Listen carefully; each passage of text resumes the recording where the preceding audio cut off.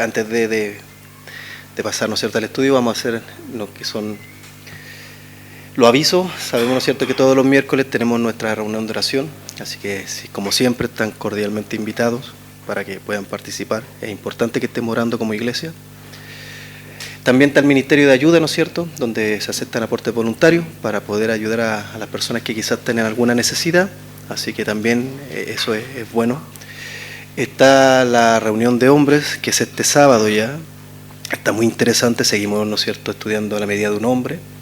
Así que también a todos los hombres, no se pierdan el sábado, va a estar muy bueno. Está la reunión de jóvenes, ya que viene el sábado 10 de mayo, ya los jóvenes también se están reuniendo, va a ser a las 3:30 de la tarde. Está la reunión de matrimonios, que ya también, ¿no es cierto?, la hemos estado promoviendo, que va a ser el sábado 17 de mayo a las 3:30 de la tarde. Y finalmente también, ¿no es cierto?, está todo lo que es la reunión de mujeres, ¿no es cierto?, están estudiando la santidad, también un tema muy interesante y muy bueno para todas las mujeres. Eso es el sábado 24 de mayo a las 10:30 de la mañana. Y también, ¿no es cierto?, está todo lo que son los libros, que como hemos hablado muchas veces, es importante estar leyendo buenos libros, así que se pueden ahí acercar, ¿no es cierto?, a Hugo y para que él les pueda, ¿no es cierto?, dar estos libros por 2 semanitas. Si no lo alcanzan a leer, se acercan y lo pueden renovar por 2 semanas más. Y como nos compete ahora, ¿no es cierto?, y como habla nuestro pastor, hoy día ya estamos en el capítulo 4. Vamos a orar brevemente porque siempre es bueno que el Señor nos dirija, sobre todo para el que está acá delante entregando la palabra, que sea Él que pueda utilizarnos, ¿no es cierto?, y entregar la palabra a todos ustedes. Así que, Padre, gracias, Señor, le damos en esta mañana, Señor. Le pedimos que usted nos pueda abrir nuestros oídos, nuestro corazón, Señor, para recibir su palabra, para poder recibir todo el consejo que usted nos quiere dar por medio de su palabra, mi Señor. Le pido por cada uno de mis hermanos que está acá, por aquellos que están quizás en sus hogares, por Facebook, por YouTube, ¿no es cierto?, que también pueden verlo más después. Es importante que nosotros podamos estar escuchando los estudios que podemos dar, Señor, para ir, ¿no es cierto?, también a veces tomando apuntes y en nuestra intimidad o en nuestra soledad también meditar mucho más. Gracias, mi Señor, por todo, en el nombre de su Hijo amado, Señor. Amén. Bueno, así que les pido que podamos abrir, ¿no es cierto?, sus Biblias en el capítulo 4. La semana pasada David nos compartió, ¿no es cierto?, sobre el milagro, ¿no es cierto?, de un hombre que él estaba cojo de nacimiento. Y cuando nosotros vimos el relato, ¿no es cierto?, que nos daba, pudimos ver cómo fue su actitud cuando, ¿no es cierto?, él fue sanado por su fe. Y sabemos que los discípulos no hicieron nada más que lo que el Señor le había, ¿no es cierto?, solicitado a ellos. No fue un mérito de ellos, sino que fue por medio de ellos que el Señor, ¿no es cierto?, generó este milagro. Y este hombre, ¿no es cierto?, una vez que fue sanado, dice, ¿no es cierto?, que salió andando, saltando y por sobre todo alabando a Dios. Qué importante eso. Y como hablaba, ¿no es cierto?, también anteriormente nuestro pastor, ¿cómo estamos viviendo nuestras vidas? ¿Estamos alabando al Señor en nuestro diario vivir? Pero por otro lado también vimos cómo Pedro empieza un discurso, ¿no es cierto?, en el pórtico de Salomón. Si bien, ¿no es cierto?, este acto, ¿no es cierto?, esta sanación, fue solamente, como quien dice, una situación para poder predicar la palabra. Eso era lo importante. Y hoy veremos un poquito cómo empiezan, ¿no es cierto?, también los discípulos a ser perseguidos. Vamos a ver hombres resentidos, ¿ya?, que están muy resentidos. ¿Por qué? Porque Pedro y Pablo le enseñan al pueblo el Evangelio. Y aparte están anunciando en Jerusalén la resurrección de entre los muertos de Jesús. Y vamos a ver cómo distintos grupos, ¿no es cierto?, están con una oposición a esta palabra. Y también vamos a poder llevarlo a nosotros mismos. ¿Qué pasa cuando nosotros en nuestro diario vivir tenemos oposición, adversidad? Entonces, capítulo 4, versículo 1 dice: hablando ellos al pueblo, vinieron sobre ellos los sacerdotes con el jefe de la guardia del templo y los saduceos, resentidos, que enseñasen al pueblo y anunciasen en Jesús la resurrección de entre los muertos. Y les echaron mano y lo pusieron en la cárcel hasta el día siguiente, porque era ya tarde.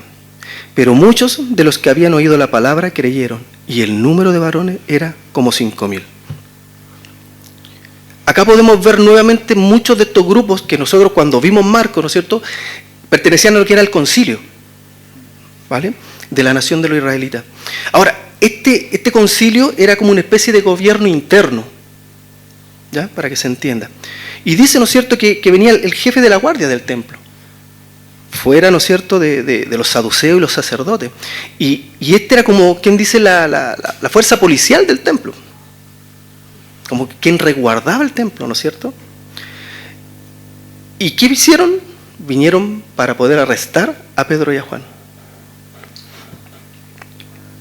Si lo vemos de una forma más coloquial, podemos decir que cuando ellos estaban entregando el mensaje, vinieron los malos de la película.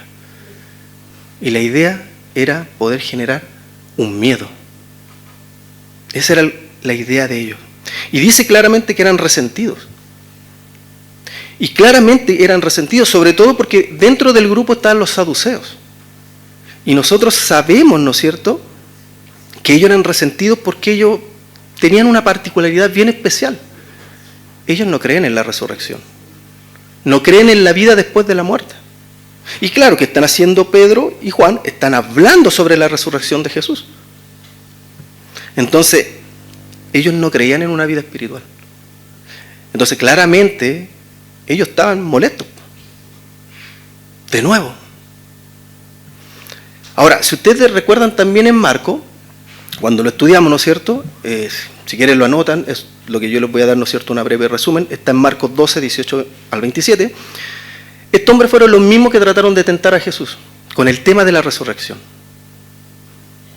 ¿Y qué es lo que decían ellos, ¿no es cierto? Le ponen una postura en decir, ¿no es cierto?, que había una mujer que se había casado con un hombre, este hombre muere, ¿no es cierto?, y por la ley que había en esos tiempos, si no tenían descendencia, el hermano se tenía que casar, ¿no es cierto?, para poder prolongar, ¿no es cierto?, lo que era la descendencia. Pero ¿qué ocurre? Que habían 7 hermanos, y esta mujer se casó con uno, se murió, se casó con el otro, también se murió, y así sucesivamente hasta los 7. Entonces le dicen, bueno, pero Señor, ¿qué pasa cuando venga el día de la resurrección? ¿De quién va a ser esposa, ¿no es cierto?, esta mujer? Ahí, ¿no es cierto?, incisivo, medio tratando de buscar, ¿no es cierto?, alguna manera de que Jesús, ¿no es cierto?, pisara el palito, como se dice. Pero sabemos que Jesús conocía el corazón de este hombre. Y también sabemos cómo le responde, ¿no es cierto? Y Jesús les dice, ustedes ignoran el poder de Dios. Primero, ignoran el poder de Dios. Y segundo, también ignoran la palabra de Dios. ¿Por qué? Porque en el día de la resurrección seremos como ángeles. Por lo tanto, ahí se acabó la discusión. Pero interesante. Ahora, podríamos decir también que fueron ellos arrestados, ¿no es cierto?, porque enseñaban ideas peligrosas para los saduceos, ¿no es cierto?, para los sacerdotes. Todas estas cosas que ellos estaban hablando eran peligrosas. Acuérdense que cuando, ¿no es cierto?, Jesús fue crucificado y después fue llevado a la tumba, ¿qué pidieron ellos? Que pusieran una guardia. ¿Por qué? Porque tenían miedo que a lo mejor fueran a robar y ahí se empezara todo el tema, ¿no es cierto?, y un alboroto por la resurrección. Bueno, pero también sabemos lo que ocurrió. Y como hablaba, ¿no es cierto?, nuestro pastor, la tumba está vacía. Entonces, normalmente, ¿no es cierto?, esto podría ser una experiencia intimidante para Pedro y para Juan. Claramente, porque lo pusieron, ¿no es cierto?, en la cárcel hasta el día siguiente. Y por otro lado dice que le echaron mano. Y este concepto de echar mano es que fueron bruscos. No fueron sutiles con ellos. Quizás hasta recibieron golpes. Pero ese es el concepto. Todo lo que hacían era la intención de hacerles sentir miedo. Y fíjense, miren, nos vamos a hacer un adelanto. Si pueden ir, ¿no es cierto?, o pueden colocar acá en la pantalla, Hechos 4:21, si lo tienen, no sé si lo pueden poner, 4:21. Ahí está, dice, y entonces lo despacharon amenazándoles, no hallando ningún modo de castigarlo por causa del pueblo. Pero la primera parte, los despacharon amenazándoles. Por eso es que les digo que claramente su intención era causarle miedo a los discípulos, causarle miedo a Pedro y a Juan, intimidarlos, para que cerraran la boca. Y lo vamos a seguir viendo, ¿no es cierto?, en el transcurso de este capítulo. Ahora, ¿por qué quizás hacer esto? Porque quizás era el mejor punto para estos hombres de hacerlo ya, en ese momento. Porque primero, ¿no es cierto?, el movimiento estaba recién empezando. ¿No es cierto?, los seguidores de Jesús tampoco eran muchos, hasta ese punto. Entonces ellos decían, mejor ahora que son débiles, en este punto temprano, vayamos donde ellos, intimidémosles porque son pocos, porque no tienen liderazgo, porque no eran militantes, ellos no eran gente que supiera pelear, ¿no es cierto?, no estaban dados a las peleas. Y por otro lado, estaban estas grandes instituciones que ya habían existido durante años. Estos grupos que estaban, ¿no es cierto?, pertenecían a estas instituciones. Pero también vemos, ¿no es cierto?, que fuera de estos grupos, como los sacerdotes, los saduceos, los gobernantes, los ancianos, también había oposición individual. ¿Por qué? Porque, dice bien clara, el jefe del templo habla de una persona específica. Y más adelante, lo vamos a ver, también va a hablar de Anás, el sumo sacerdote, Caifás. Por lo tanto, no eran solamente grupos, sino que también habían personas específicas que se oponían a que ellos dieran el mensaje. Por lo tanto, lo que le están diciendo es, ¿saben qué? Ustedes, en cualquier momento nosotros podemos ir, tomarles, arrestarles, colocarlos en la cárcel e incluso hacer lo mismo que pasó con Jesús. Pero increíblemente, a pesar de todo esto, estos primeros versículos, ¿no es cierto?, también dice que el número de varones eran como 5.000 y que aumentaron. Por lo tanto, a pesar de, ¿no es cierto?, la oposición contra estos discípulos, contra la iglesia, el número de discípulos seguía en aumento. Ya habían sido 3.000, si ustedes se acuerdan, ¿no es cierto?, en Hechos 2, versículo 41, que se convirtieron más de 3.000 personas. Y hoy día vamos a ver cómo también 5.000 hombres creyeron en la palabra. Por lo tanto, podemos ver que la oposición no estorbó en nada lo que Dios quería hacer.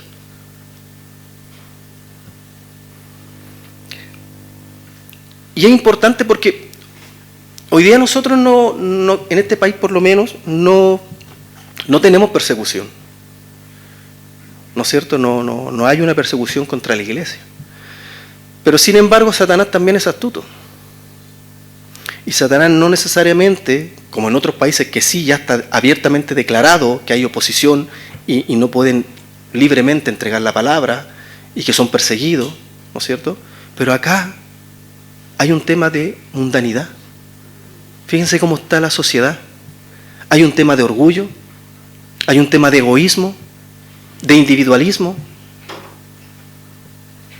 Las corrientes que hoy están en este mundo son totalmente falsas. Son todas con valores anticristianos. Dan vuelta todo para que lo malo se vea como bueno. Y es un trabajo que viene de tiempo creciendo.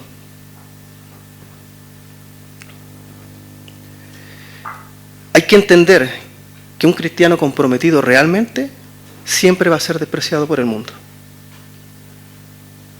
Eso nosotros lo tenemos que tener claro. Entonces la gente que estaba escuchando a Pedro y Juan se convirtieron, pero fíjense también algo, no por el milagro, sino, ¿no es cierto?, por lo que habían oído. ¿Por qué? Porque fíjense, dicen que muchos de los que habían oído la palabra creyeron. No dice que creyeron muchos de los que habían visto el milagro, sino que el poder estaba en la palabra de lo que hacían, ¿no es cierto?, y que hablaban, en este caso Pedro, con valentía. Y en Hechos 4:4, que es donde está, ¿no es cierto?, en ese versículo, nos muestra el poder de Dios, el poder de su palabra. Por lo tanto, las amenazas, la intimidación fueron ineficaces. Más personas comenzaron a seguir a Jesús, no menos. Y es lo que le decía. Entonces, ¿qué hizo el milagro que habíamos visto, ¿no es cierto?, en el capítulo 3? Era simplemente como una especie de plataforma para poder predicar de Jesucristo y de su resurrección, y para que la gente se convirtiera, para ser llamado a arrepentimiento y a salvación.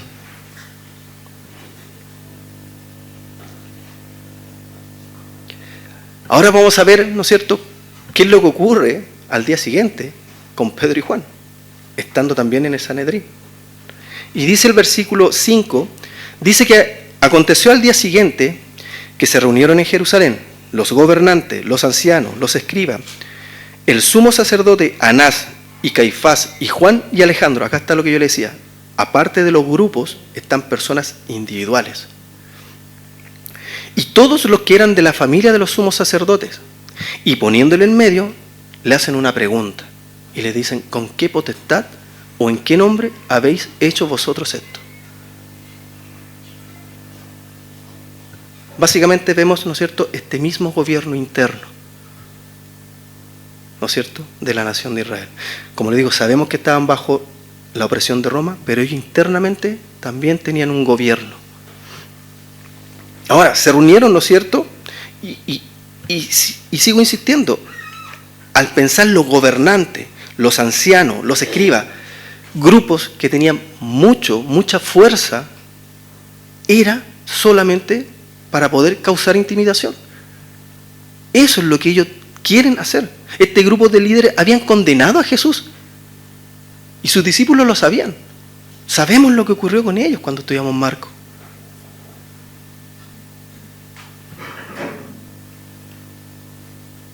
Simplemente era decirles, ¿saben qué? A ustedes les puede pasar lo mismo que le pasó a Jesús. Eran los mismos grupos de hombres. ¿Y por qué eran tan fuertes? Porque si ustedes se acuerdan también, los escribas en ese tiempo eran como los doctos. ¿Ya? ¿Qué quiere decir? Eran los que sabían más, ¿no es cierto?, los que tenían más conocimiento supuestamente de la palabra. ¿Y por qué digo supuestamente? Porque nosotros sabemos que estaban muy errados. Sabían sobre la ley de Dios. Ellos eran los maestros de ese tiempo. Pero dice también que estaban los sacerdotes. Y aparte estaba el sumo sacerdote, o sea, el sacerdote que tenía más alto rango. Porque también sabemos que había, ¿no es cierto?, diferencias entre los sacerdotes y el sumo sacerdote. Los sacerdotes estaban para hacer quizás tareas de menor grado, por decirlo. Eran quizás los que preparaban los sacrificios, ¿no es cierto?, limpiaban la ofrenda. Pero el sumo sacerdote era el que tenía representación del pueblo. Y la pregunta, ¿con qué potestad o en qué nombre habéis vosotros hecho esto? Ahora, la idea detrás de estas dos preguntas, ¿con qué potestad y en qué nombre?, son realmente una. ¿Vale? ¿Por qué? Porque en ese tiempo, ya la manera, cuando uno decía la potestad, moraba en el nombre. El nombre era la representación del carácter de una persona. Entonces, básicamente era como lo mismo. Bueno, ¿en qué potestad o en qué nombre? Ahora, podríamos pensar que fue una pregunta legítima para ellos. ¿Por qué? Porque estas personas eran los guardianes de la fe judía. Entonces, estaban preocupados de que realmente en qué nombre están enseñando ustedes estas cosas o en qué nombre están haciendo estas cosas. Entonces, acá hay algo interesante porque vemos que estos grupos, ¿no es cierto?, ya están un poco asustados. Lo mismo que pasaba con Jesús, ¿no es cierto? Se sentían intimidados ellos con todo lo que hacía Jesús. Y ahora están viendo, ¿no es cierto?, que sus discípulos van por el mismo camino. Entonces genera esta oposición.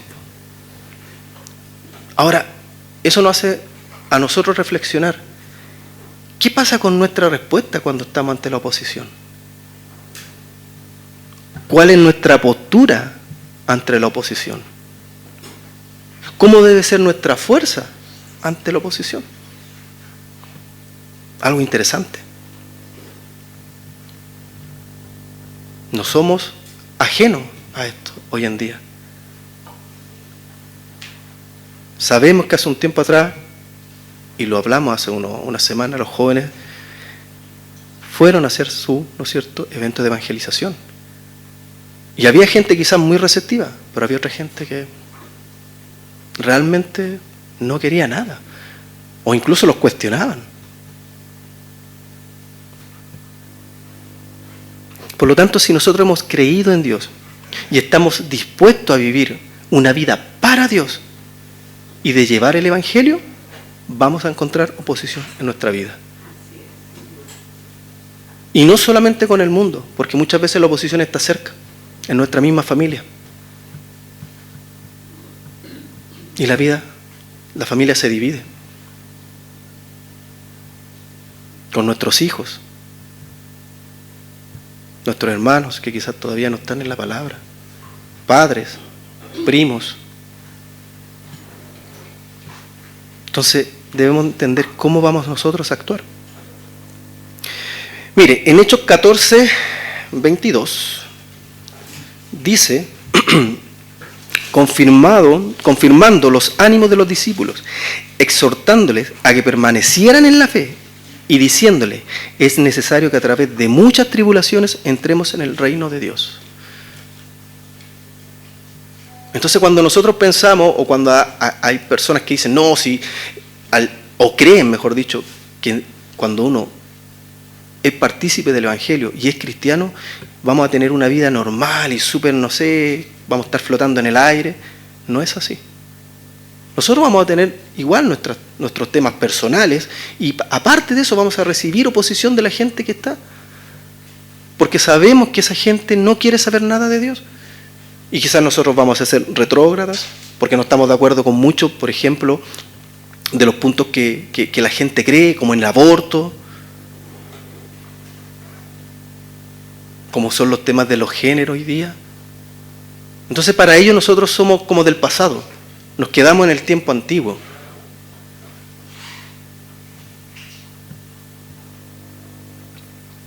El Evangelio de Cristo es contrario al mundo.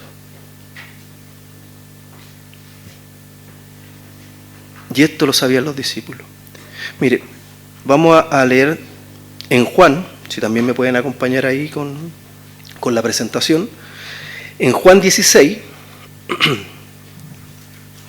versículo 33, dice, estas cosas os he hablado para que en mí tengáis paz.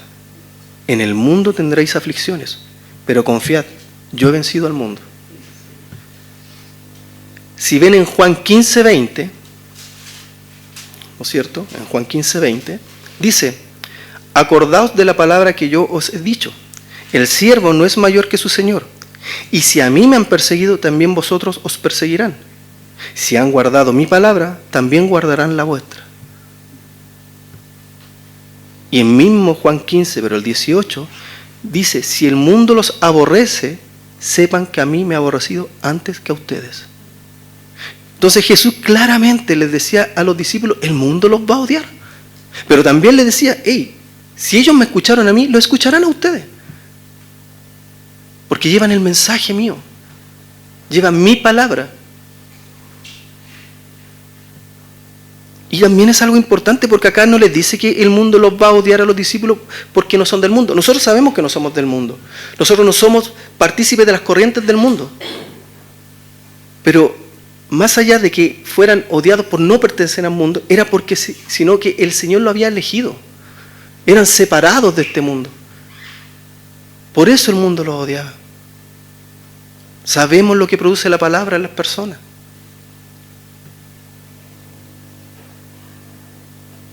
Por lo tanto, nuevamente, si nosotros hacemos lo que Dios nos mandó, que es ir a ser discípulos, entregar el Evangelio, vamos a encontrar oposición.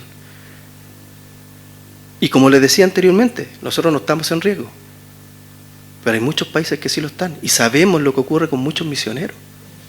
Hay muchos misioneros, ¿no es cierto?, que están en lugares donde no se pueden juntar, no pueden entregar la palabra libremente. Y hay muchos que han visto quizás morir a familiares, amigos, hijos, esposos, esposas. Pero ellos también están entendiendo lo que estaban entendiendo los discípulos. Y es lo mismo que nosotros debemos entender el día de hoy. Y lo que hablaba nuestro pastor antes, Jesús resucitó. Él venció a la muerte. Nosotros, ¿qué pensamos sobre la muerte? ¿Cómo vivimos con respecto a la muerte? ¿Vivimos con temor? No es algo que debería asustarnos. Quizás es normal decir, no quiero morir todavía, quiero ver crecer a mis hijos, me gustaría esto. Pero no podemos vivir con miedo a la muerte. Si estamos en Cristo Jesús, no. Por lo tanto, si yo a usted les pregunto ahora, para cumplir este mandato de ir y evangelizar, ¿con qué potestad o en qué nombre lo hacen? Tendríamos que decir, ¿por qué? Porque Dios nos mandó a que lo hiciéramos. ¿Y qué pasa cuando venga la oposición y a lo mejor les digan, ¿saben que ustedes no lo pueden hacer? ¿Qué van a hacer ustedes? Lo vamos a ver también en los capítulos más adelante. Pero ¿cuál debería ser nuestra postura? ¿Dejar de hacerlo? ¿O decir, ¿sabes qué? No, lo vamos a hacer. Y si por algún motivo nos vinieran a amenazar como están amenazando a Pedro y a Juan, ¿qué vamos a hacer nosotros? ¿Confrontarlo? No. Debemos orar. Orar y aguantar estas intimidaciones. Pero nuestra respuesta debe ser Cristo ante cualquier adversidad o oposición. Esa es nuestra respuesta. Debemos tener una claridad en nuestra respuesta. No podemos ser ambiguos.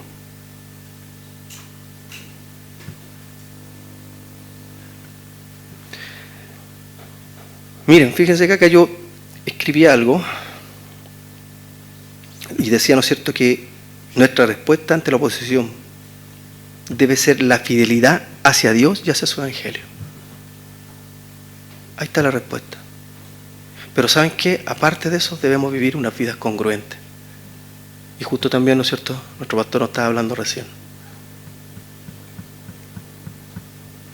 Algo importante. Debemos vivir nosotros la palabra. Ahora vamos a ver, ¿no es cierto?, qué responde Pedro ante estas personas. Versículo 18 del capítulo 4. Aquí Pedro, osadamente, ¿no es cierto?, se dirige a los líderes. Y le dicen, entonces Pedro, lleno del Espíritu Santo, les dijo, gobernantes del pueblo y ancianos de Israel, puesto que hoy se nos interroga acerca del beneficio hecho a un hombre enfermo, atención con esta palabra, beneficio a un hombre enfermo, de qué manera éste haya sido sanado, sea notorio a vosotros y a todo el pueblo de Israel, que en el nombre de Jesucristo de Nazaret, a quien vosotros crucificasteis y a quien Dios resucitó de los muertos, por él este hombre está en vuestra presencia sano. Este Jesús es la piedra reprobada por vosotros los edificadores, la cual ha venido a ser cabeza del ángulo, y en ninguno otro hay salvación, porque no hay otro nombre bajo el cielo dado a los hombres en que podamos ser salvos. Aquí hay varias cosas interesantes. Primero, vemos que Pedro está lleno nuevamente del Espíritu Santo.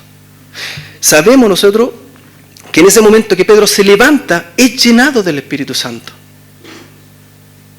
¿Y cómo lo vemos? Porque él se levanta con audacia, con una habilidad sobrenatural para hablar sobre el Evangelio. Pedro, ¿qué es lo que era? Era un pescador. No era un letrado, pero estaba siendo guiado por el Espíritu Santo. Por lo tanto, esa llenura que experimentó es nueva antes de la que habíamos visto en el día de Pentecostés, en Hechos 2:4, donde él y otros discípulos, ¿no es cierto?, 120 discípulos que estaban reunidos, esperaban, ¿no es cierto?, la venida del Espíritu Santo. Por lo tanto, era algo que Dios quería que siguiera sucediendo, que estos hombres fueran llenados y viviendo llenos del Espíritu Santo para la obra de él. Y le dice, puesto que hoy nos interroga acerca del beneficio hecho a este hombre, Pedro muestra que él primero ya no está intimidado. ¿Qué es lo que él les dice? Está con una valentía ante el concilio, este mismo concilio que había sido el que había arrestado, ¿no es cierto?, y enjuiciado a Jesús. Él estaba ahí, Y humanamente hablando, como les digo, debería haber estado intimidado, porque él sabía lo que había ocurrido con su maestro. Pero sin embargo, él no. Y él les dice, este beneficio. O sea, ¿por qué me juzgan por un beneficio hecho? Y si ustedes se acuerdan también, ¿no es cierto? A Jesús también le habían ocurrido algo similar. Cuando lo empiezan a cuestionar, ¿no es cierto? Si el día de reposo, si era lícito, ¿no es cierto? Siempre con la maldad en sus corazones. Entonces por eso que él dice, pero ¿por qué me están, ¿no es cierto?, ustedes preguntando por un beneficio que estamos haciendo a un hombre que estaba enfermo? Pero luego la respuesta es simple, en el nombre de Jesucristo de Nazaret. ¿Qué hace Pedro? Predica a Jesucristo. Pero por otro lado, les muestra su pecado. El Jesús, el que ellos crucificaron, les muestra su condición. Y luego les dice, ¿a quién resucitó? Dios de entre los muertos. Él fue, Jesús fue en quien sanó a este hombre. No fuimos nosotros. Fue en el nombre de Jesús, el poder de Jesús, a través de ellos. Ahí está la respuesta. Por eso anteriormente le decía, ¿cómo vamos a nosotros? ¿Cuál va a ser nuestra respuesta? ¿Cómo va a ser nuestra postura? Siempre la palabra, el Evangelio. No lo que pensamos nosotros. Si cuando nosotros estamos en una disyuntiva, si estamos en una, ¿no es cierto?, en una situación que no sabemos qué hacer, vamos a la palabra y veamos qué es lo que nos dice la palabra y qué haría Dios bajo una situación.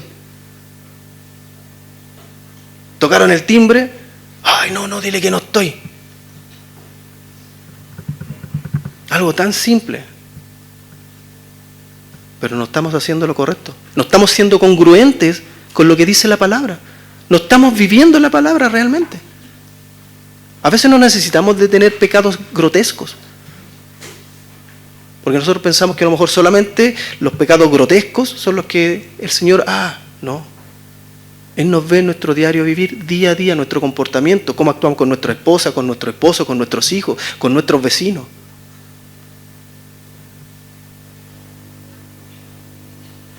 Por lo tanto, básicamente Pedro le está diciendo, ¿no es cierto?, en el nombre de Cristo. Es ahí donde está puesta nuestra fe, y es donde debe estar puesta también la de nosotros. Ahora, ¿por qué les digo también, ¿no es cierto?, que les refleja también su pecado? Porque es lo que hace el mensaje. El mensaje muestra el pecado a este grupo de personas. Y hoy día en el mundo ocurre lo mismo. Cuando nosotros predicamos la verdad del Evangelio, vamos a estar mostrando cómo el mundo está en un estado pecaminoso. En nuestras vidas, lo hemos también estudiado, cómo trabaja el Espíritu Santo. Al principio, ¿qué es lo que hace? Está al lado, convenciéndonos. ¿Convenciéndonos de qué? De nuestro pecado, de nuestra situación, de nuestra condición.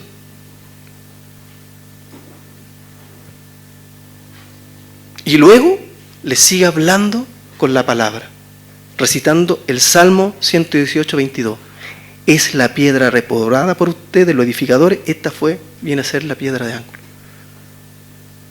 Entonces, claramente pero ¿cómo estos hombres? Si no son letrados. Jesús fue rechazado por estos hombres. Estos mismos líderes fueron los que crucificaron y que Dios Padre después lo exaltó.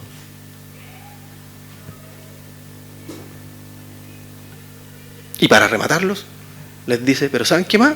Aparte, no hay en ningún otro donde haya salvación. Por lo tanto, acá Pedro está proclamando, que hay un puro camino de salvación. Es el único camino de salvación. No es que existan varios caminos. Jesús es el único camino de salvación. No hay otro nombre bajo el cielo dado a los hombres en el que podamos ser salvos. Y para estos hombres, yo creo que tiene que haber sido difícil haber escuchado eso. Y hoy día ocurre lo mismo. Al mundo no le gusta escuchar que hay una sola vía y un puro camino para salvación. Y ellos prefieren creer, ¿no es cierto?, que quizás si yo soy bueno, si yo hago buenas obras, pero no. Lo único que hay que hacer es reconocer al Señor, ¿no es cierto?, Jesucristo como Salvador. Él ya hizo todo en la cruz. Ahora, si nosotros hacemos este tipo de declaraciones, ¿qué va a ocurrir? ¿Cómo creen que reacciona el mundo cuando nosotros hacemos este tipo de declaraciones? Estas declaraciones verdaderas con peso. Yo les puedo decir, lo más probable es que se rían de ti, se burlen de ti, te odian, te persigan. Pero aún así, ¿qué vamos a nosotros a testificar? Vamos a testificar a Jesucristo. Debemos ser buenos testigos del Señor.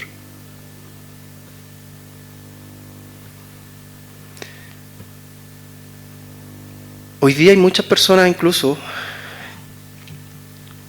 que creen que todos vamos a ser salvos. Hay lugares donde se enseña eso. Que no importa cómo tú seas, el Señor es tan bueno que nos va a salvar a todos. O piensan que hay muchos caminos para llegar al cielo. Que la muerte de Jesucristo no es lo importante. Le sacan peso. O muchas veces también toman lo mejor de una u otra religión y las moldean a su propio vivir. Y viven un cristianismo amoldeado. Esto sí me gusta, esto no me gusta. Por lo tanto, esto lo saco y yo vivo a mi manera. Pero si esas personas siguen creyendo eso, va a tener una consecuencia.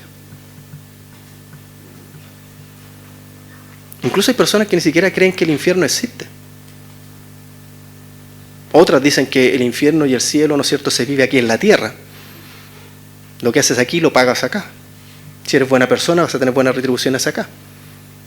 Concepto totalmente errado porque nosotros sabemos que la Biblia no enseña eso. Jesús habló en muchos pasajes sobre el infierno y aclaró lo que era un sufrimiento eterno. Entonces yo me imagino también cómo estaban los saduceos. Deben haber estado así con una vena acá, ¿no es cierto?, escuchando nuevamente a sus discípulos sobre la resurrección, otra vez.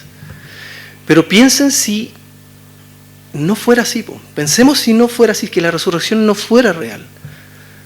¿Qué sentido tendría entonces nuestra vida? ¿Qué esperanza podríamos tener nosotros? O sea, morir y ya está. Y así vivían estos hombres, sin esperanza. Pedro les coloca el énfasis donde corresponde. No hay otro más que en Jesús donde podemos tener salvación. No es la religión, no son tus obras, no. ¿Y sabe qué? Estamos en peligro de muerte. Sabemos que la muerte física para todo es algo inminente, pero él no se refería a una muerte física. Se refería a esta muerte espiritual. Y esa muerte también estamos todos en riesgo. Pero la diferencia es que nosotros tenemos esta esperanza. ¿Esta esperanza que qué? Que la hizo Dios. ¿Por qué? Porque envió a su Hijo. ¿Para qué? Para que pagara por nuestros pecados. Y al tercer día lo levantó de entre los muertos. Y hoy está a su diestra. En eso es lo que nosotros creemos. Esa es nuestra esperanza. Por lo tanto, nuestro peligro de muerte ya no debería existir.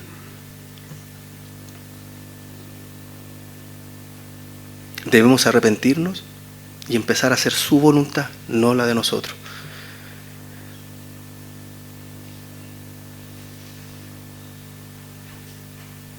Ahora, nuevamente, con lo que ya hemos visto, ¿ustedes están siendo fieles al mensaje de Jesucristo? ¿Estamos siendo fieles? Me incluyo, porque obviamente la palabra es para mí primero. ¿Estoy viviendo fiel al mensaje que el Señor me ha dado? ¿Fiel al Evangelio? ¿O lo estamos alivianando? ¿Lo estamos diluyendo? ¿Lo estamos acomodando para vivir con las cosas que a mí mejor no me gusta de lo que sale o lo que me habla el Señor por medio de su palabra. ¿Estamos reflejando el carácter de Dios en nuestra manera de vivir?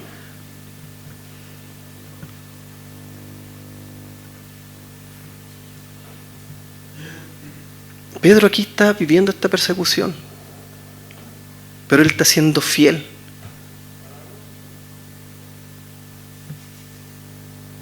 Y claramente no es por el milagro que han hecho que personas se están convirtiendo, es por el mensaje, por lo que él dice, y lo vamos a ver. Le está poniéndole un alto y le está diciendo: ustedes, pecadores, mataron a Jesús. Pero saben que no hay otro más donde hay salvación.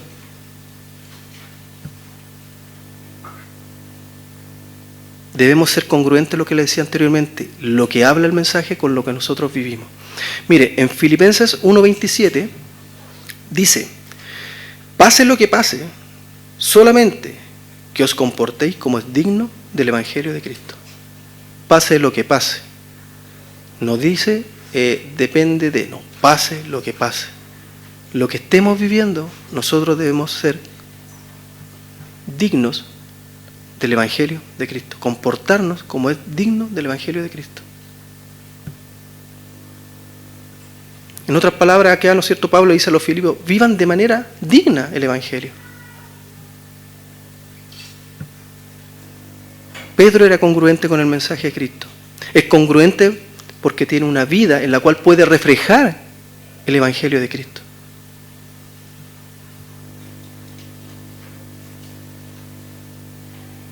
Ahora vamos a ver cómo reaccionaron estos líderes. En el versículo 13 dice: entonces, viendo el denuedo de Pedro y de Juan, y sabiendo que eran hombres sin letras y del vulgo, o sea, eran vulgares, sin letra, no tenían mayor conocimiento, pero dice, se maravillaban y les reconocían que habían estado con Jesús. Y viendo al hombre que había sido sanado, que estaba de pie con ellos, no podían decir nada en contra.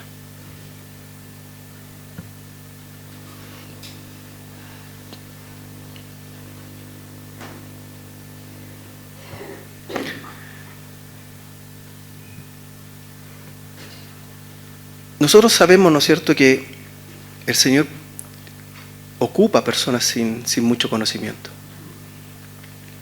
Y también nos explica el por qué. Y como les decía yo, incluso podríamos estar un poco de acuerdo con los líderes judíos acerca de Pedro y Juan. Ciertamente no tenían educación. En un sentido, ellos no tenían esa educación rabínica formal que podían tener ellos. Estos grupos de personas que sí tenían esta, ¿no es cierto?, educación rabínica.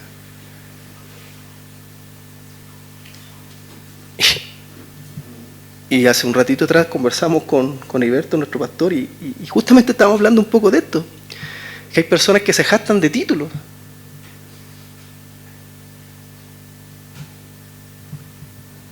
Pero hay que ver realmente cómo está su corazón. No es malo tener conocimiento, pero ¿lo estamos envaneciendo con ese conocimiento? ¿O ese conocimiento lo estamos, ¿no es cierto?, tomando como Dios nos manda? Porque Él nos dice que nosotros debemos prepararnos, pero siempre en la gracia de Él. Pero sin embargo, ellos eran más educados en dos maneras. Primero, conocían las Escrituras porque estaban siendo llenos del Espíritu Santo, y era el Espíritu Santo quien, ¿no es cierto?, les daba qué hablar. Y segundo, habían estado con Jesús. Ellos habían caminado con Jesús, lo habían oído, escuchado, habían visto todo lo que Él hizo.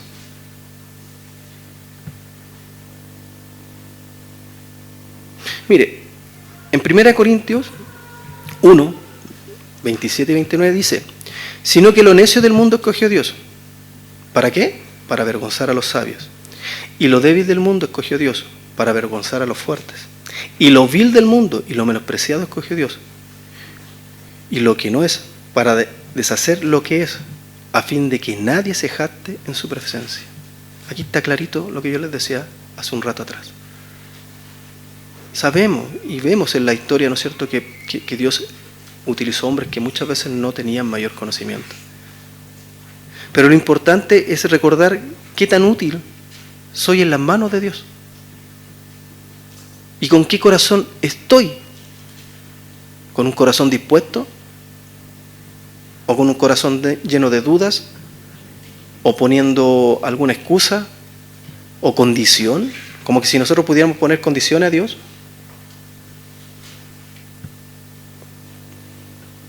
También podemos ver en la Biblia hombres que sí tenían conocimiento y que fueron usados, pero la condición de ellos cambió. Pablo era un hombre letrado. Sin embargo, cuando llega al Señor, eso no servía de nada. Todos los conocimientos que yo puedo tener a un lado, y Dios lo empieza a capacitar. Daniel, Moisés, fueron hombres que eran personas que tenían conocimiento, pero lo más importante es que tenían un corazón que amaba al Señor. Por lo tanto, es importante entender que no importa si somos o no somos calificados intelectualmente, porque quien nos capacita es el Señor. Nosotros debemos tener nuestra parte, y lo hemos dicho. No basta con venir domingo a domingo a escuchar la palabra. Hay que tener una relación día a día, una intimidad con el Señor en nuestros hogares. Y ahí también en oración, pedirle al Señor: muéstrame, enséñame, dirígeme. Y dice, ¿no es cierto?, que ellos vieron qué cosa, el denuedo. Esto ya habíamos hablado de esta palabra. O sea, esta valentía que tenían al presentarse ante el concilio. Sin temor. Pero acá también la palabra, ¿no es cierto?, denuedo, va en un sentido de que su declaración, la declaración que estaba haciendo Pedro y Juan, ¿no es cierto?, era una declaración lúcida, clara y atrevida.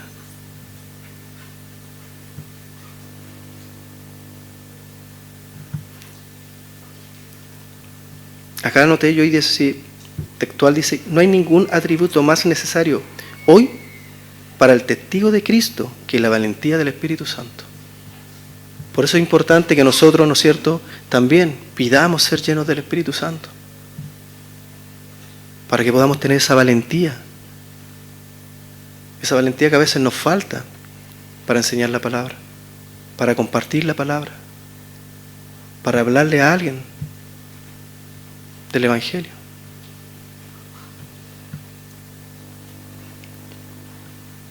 Y qué lindo, porque acá ellos dicen que le reconocían, ¿no es cierto?, que Pedro y Juan anduvieron con Jesús.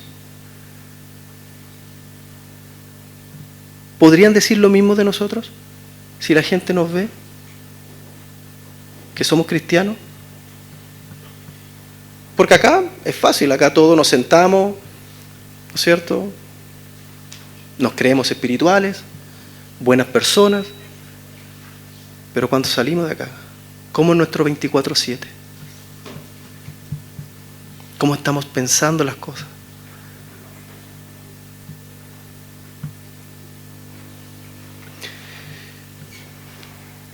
Puede que podamos ser grandes oradores. Hay personas que tienen el don de la palabra. Podemos quizás predicar un mensaje súper lindo.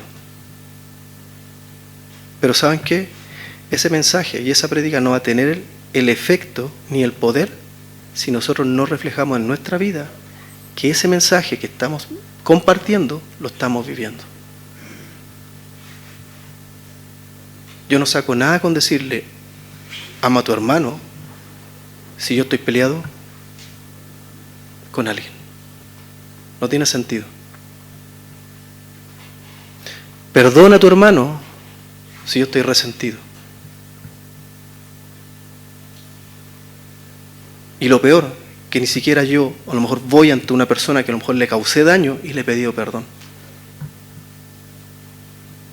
Debemos ser congruentes con el mensaje, congruente con el Evangelio, vivir vidas. Mire, en Juan 14:9 dice, el que me ha visto a mí, ha visto al Padre. ¿Cómo dices tú, muéstranos al Padre? Cuando le responde, ¿no es cierto?, a Felipe. Ahí está lo que yo le estoy hablando recién. El que me ha visto a mí, ha visto al Padre. Por lo tanto, el que me ve a mí tiene que entender que yo reflejo el carácter de Dios, no mi carácter. Mi carácter tiene que ir día a día muriendo para que el carácter de Dios vaya naciendo en nosotros. Y es ahí donde a lo mejor vamos a después entender cuando uno dice, churra, sí, yo no puedo odiar a alguien. No quiere decir que a lo mejor vamos a ser amigos de todo el mundo, pero no le voy a decir mal. Y si aunque me hagan mal a mí, bueno, orar por esa persona. Orar porque en un momento él pueda conocer al Señor, cambiar su vida, transformar su corazón. Nosotros deberíamos pensar en eso, en vez de decir, oye, el daño que me hizo. No, es que mira lo que me hizo. No, ganemos un alma más para Cristo. Aun cuando quizás nosotros tengamos que humillarnos. ¿Y qué mejor ejemplo? Si Jesús, ¿qué hizo? Se humilló. Se despojó de toda gloria, de todo poder. Cuando estaban, ¿no es cierto?, los discípulos peleando quién va a ser mayor, quién no, que yo que quiero esto, ¿qué hizo el Señor? Le demostró con un acto, lavando los pies. Él era su maestro. Esa es la postura que debemos tener nosotros.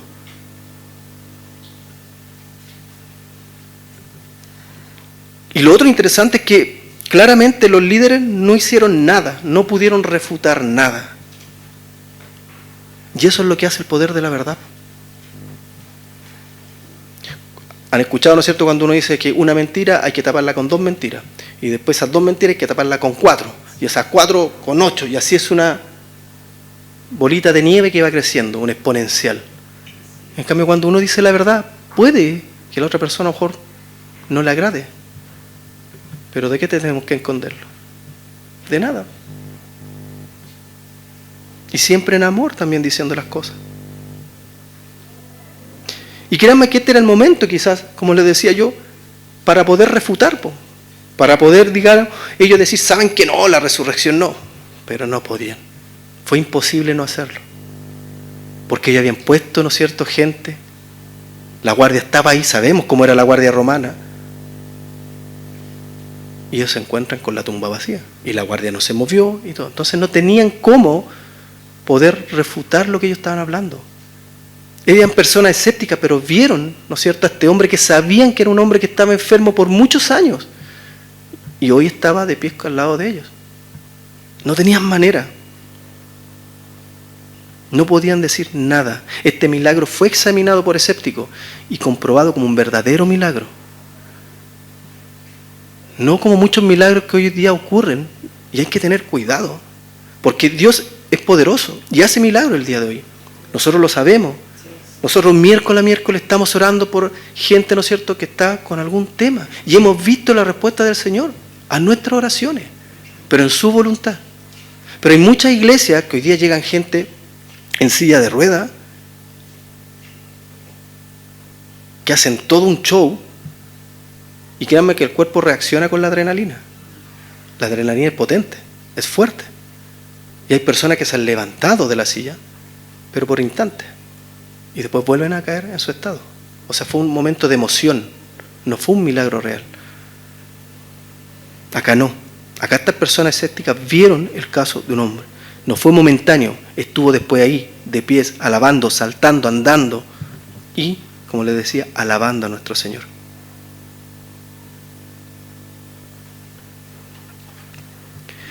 Versículo 15. Aquí es donde les decía yo que estos hombres van a amenazarlos para que no sigan predicando, ¿no es cierto?, para que no sigan llevando el mensaje. Dice, entonces les ordenaron que salieran del concilio y conferenciaban entre sí, diciendo, ¿qué haremos con estos hombres? Porque de cierto señal manifiesta ha sido hecha por ellos, notorio a todos los que moran en Jerusalén, y no lo podemos negar. Sin embargo, para que no se divulgue más entre el pueblo, amenacémosle, para que no hablen de aquí en adelante a hombre alguno en este nombre. Y llamándolo, le intimidaron, que en ninguna manera hablasen ni enseñasen en el nombre de Jesús.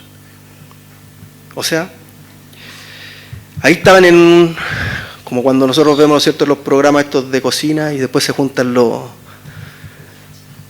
del jurado y empiezan a debatir. Así estaban ellos, ¿no es cierto? Conferenciaban entre sí. Y es potente también esta parte porque Pedro le está hablando a gente del Sanedrín. Y sabemos que Pablo pertenecía al Sanedrín. Por lo tanto, le estaba hablando a uno que después iba a llevar el mensaje. Quizás en ese momento no tenían ni idea, que a lo mejor hasta incluso le podían estar predicando, ¿no es cierto?, a un futuro apóstol. No, ellos llevaban la palabra nomás. Eso era lo que a ellos les interesaba, ser testigos fieles. Claramente, ¿no es cierto?, dice, no lo podemos negar. Sin embargo, la corrupción de sus corazones sale una vez más a flote. Ellos reconocían que era un milagro, pero se rehusaron a someterse al Dios que hizo este milagro. Corazones duros. Y por otro lado dicen, no, sabes que no queremos que se divulgue más en el pueblo. O sea, nuevamente, tratando de tapar la predicación de Jesús. De poder, ¿no es cierto?, poner sus propios intereses, que eran intereses pecaminosos, en vez de proteger al pueblo realmente. A ellos no les interesaba que el pueblo aprendiera, no les interesaba que mucha gente más se arrepintiera, que fuera a los pies del Señor, que fuera salva. No, ellos lo que estaban haciendo era simplemente cuidar su propio interés.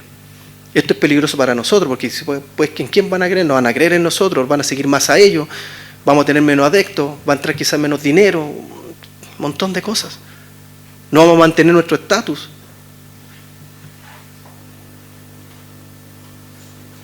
No podían decir que estaban mintiendo. No podemos decir que Cristo no resucitó. No podían decir que este hombre no era un hombre lisiado. ¿Y qué es lo que hacen? Intimidación. Tratemos de intimidar a estos hombres. ¿Y qué refleja eso? Nuevamente, más dureza en su corazón.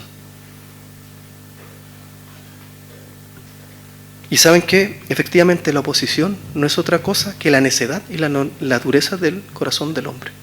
Eso es la oposición. No es nada más que eso.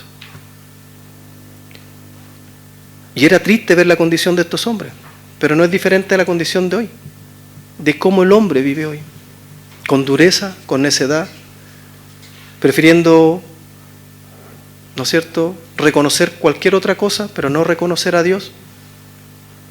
Creer en cualquier otra cosa, pero no creer en Dios. Y créanme que el hombre, el ser humano, necesita creer en algo. Por eso que hay tantas personas que creen en un montón de tonteras. Pero sus corazones duros. Entonces lo amenazan y recurren a la violencia. ¿Y qué pasa con Pedro y Juan?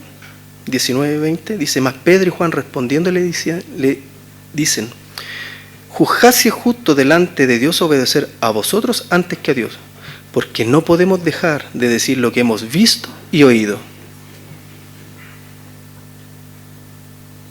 Entonces aquí los pone como entre la espada y la pared. Ay, juzguen ustedes, ya que ustedes son los letrados, ustedes son los que conocen la palabra, la ley. ¿Qué vamos a hacer? ¿Vamos a obedecer a Dios o tenemos que obedecer a los hombres?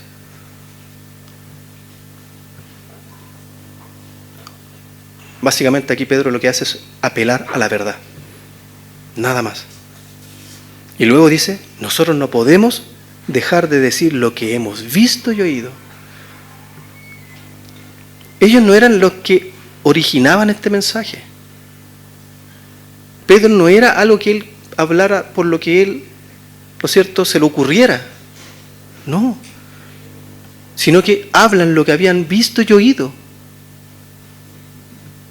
Tenían que hacerlo.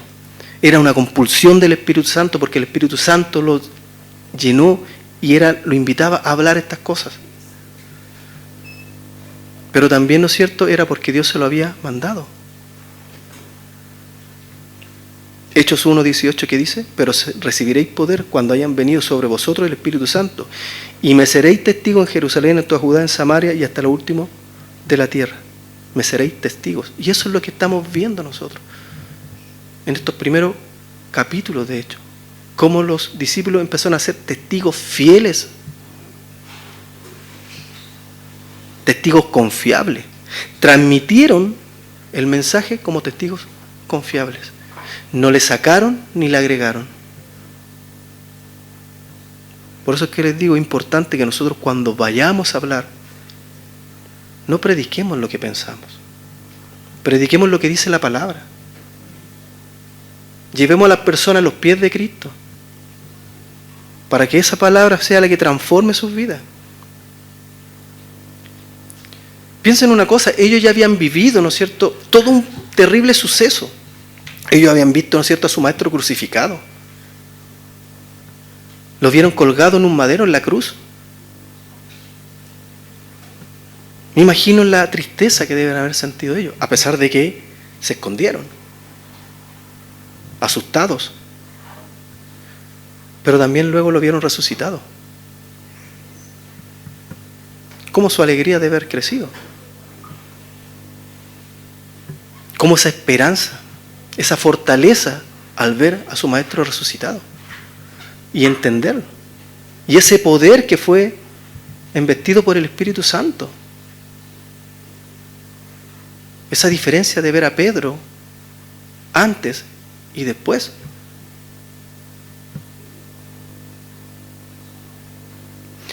La Biblia dice que el hombre vivía en esclavitud por temor al pecado. Y nosotros también éramos esclavos del pecado. Y estábamos en muerte. Hoy, ¿qué temor podríamos tener nosotros? Que distintas preocupaciones. Las preocupaciones son normales.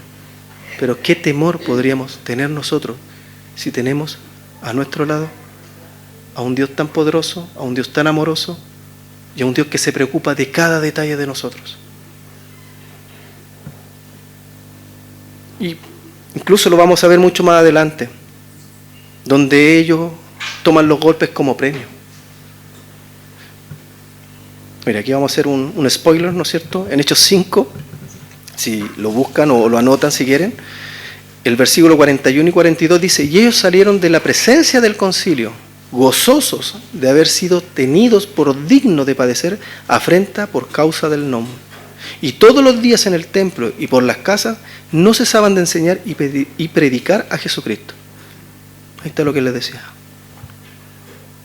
Se sentían dignos de padecer afrentas por el nombre de Jesús.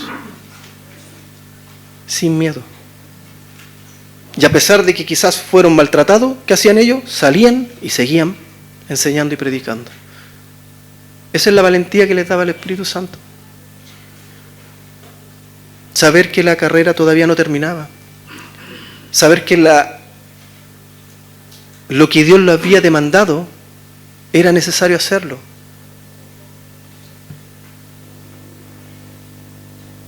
Nosotros no deberíamos vivir asustados. Ya ni la muerte, ¿no es cierto?, debería ser un temor para el cristiano. Ni siquiera una preocupación. La muerte llegará cuando tenga que llegar. Y créanme que ese día incluso va a ser mucho más glorioso, porque vamos a estar en la presencia del Señor. Ya se va a acabar todo lo que acá uno puede vivir. Dolores, enfermedades, algunos más que otros.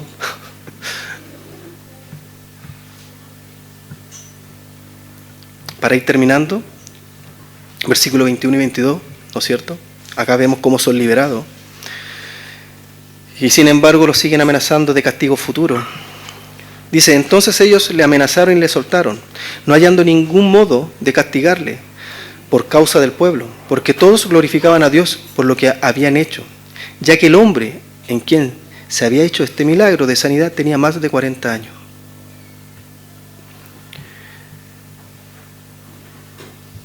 Y es triste porque, ¿qué hacen ellos? Los sueltan, lo amenazan, pero estos líderes en ningún momento se conmovieron ni siquiera por el milagro.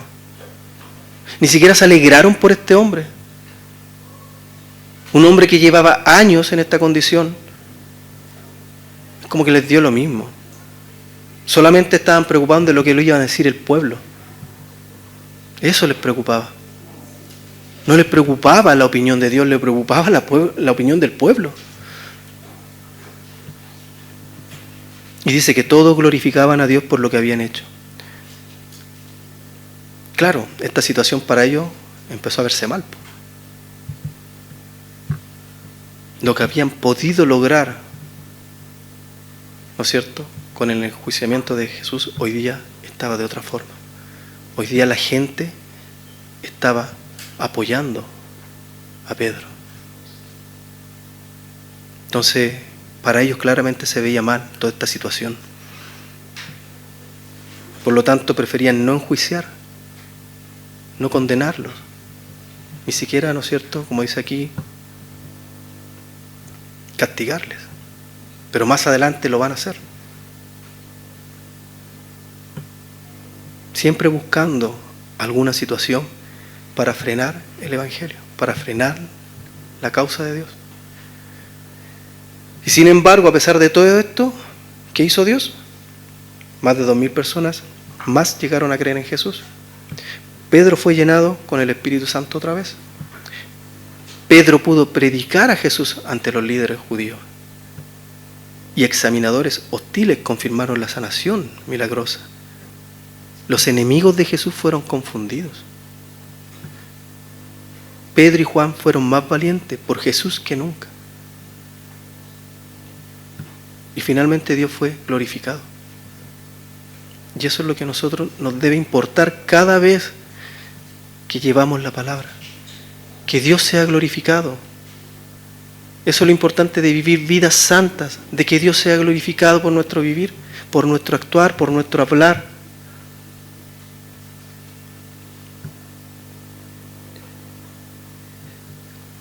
Quizás Pedro abandonó a Jesús en un momento, ¿no es cierto?, cuando él estaba siendo enjuiciado. Quizás no lo abandonó en su corazón, pero tampoco se atrevió a estar cerca de Jesús.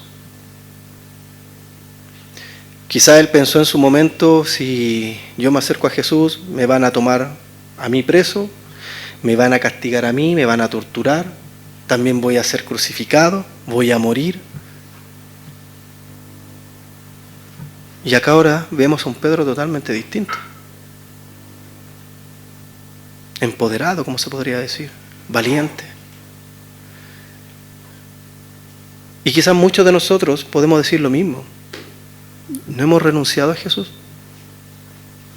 Yo creo en Jesús, pero ¿estamos viviendo una vida cerca de Jesús? ¿Estamos siendo seguidores leales? ¿Estamos siendo dignos de vivir el Evangelio? Tenemos que tener cuidado si estamos viviendo también a distancia, tomados de Jesús y tomados del mundo. Porque cuando estamos así, lo que hacemos es no tener el compromiso que Él nos demanda. Él nos demanda un compromiso a todos nosotros. Muchas veces dentro de la iglesia se piensa que los compromisos son solamente de los líderes, y no, nosotros tenemos compromisos internos con nuestra familia, con nuestros hijos. Somos responsables.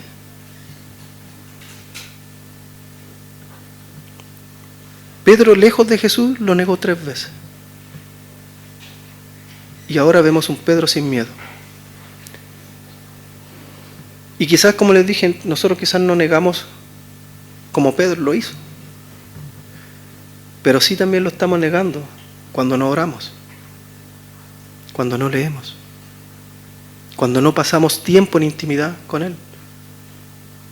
Cuando muchas veces no hacemos nuestra voluntad y no la voluntad de Dios. Cuando nosotros hay todavía cosas que no las queremos entregar a Dios, lo estamos negando. Estamos viviendo una vida que a nuestro parecer es la mejor para nosotros, en nuestro sentimiento, consentimiento y voluntad. Lo estamos negando cuando pecamos. Da lo mismo el pecado. Cuando muchas veces preferimos perder tiempo en cosas que no nos edifican.